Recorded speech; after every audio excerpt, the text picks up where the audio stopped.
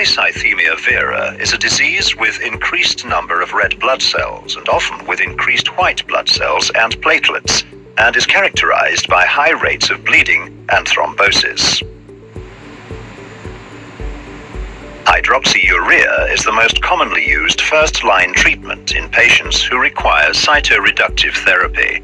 However, as many as 24% patients develop resistance or intolerance to hydroxyurea over time.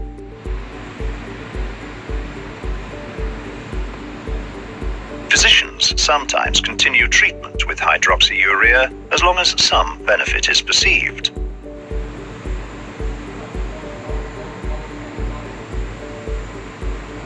It is essential to recognize patients who are not responding to treatment, as resistance is associated with an aggressive disease course.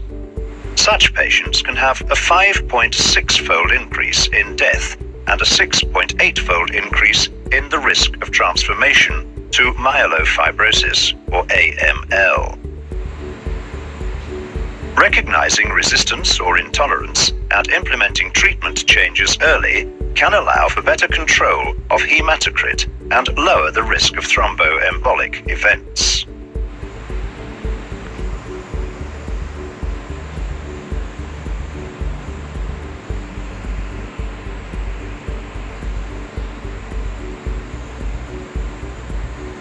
Uncontrolled myeloproliferation, which is platelet count greater than 400 times 10 to the power of 9 per liter, and white blood cell count greater than 10 times 10 to the power of 9 per liter, after 3 months of at least 2 grams per day of hydroxycarbamide.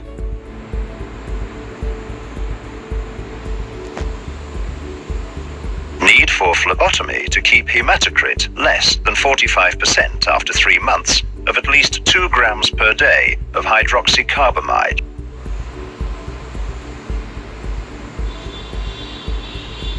Failure to reduce massive splenomegaly, defined as extension of the spleen by more than 10 centimeters from the costal margin, or by more than 50% as measured by palpation.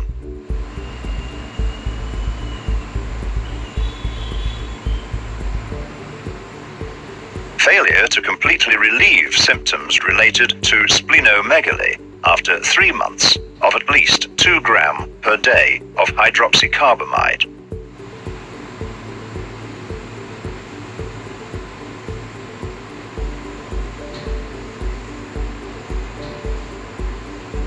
Presence of leg ulcers or other unacceptable hydroxycarbamide-related non-hematological toxicities such as mucocutaneous manifestations, gastrointestinal symptoms, pneumonitis or fever at any dose of hydroxycarbamide.